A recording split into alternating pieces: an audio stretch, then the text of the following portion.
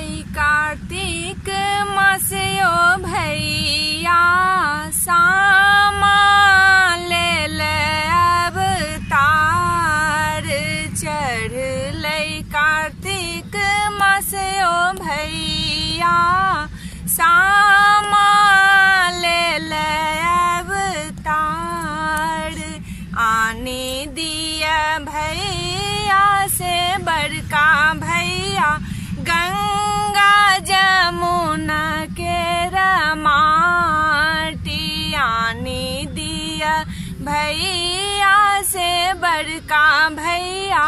गंगा जमुना के रमाटी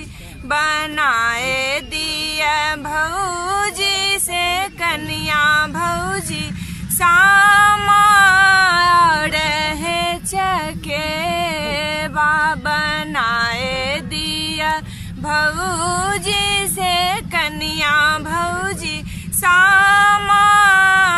रहे चके खेलाए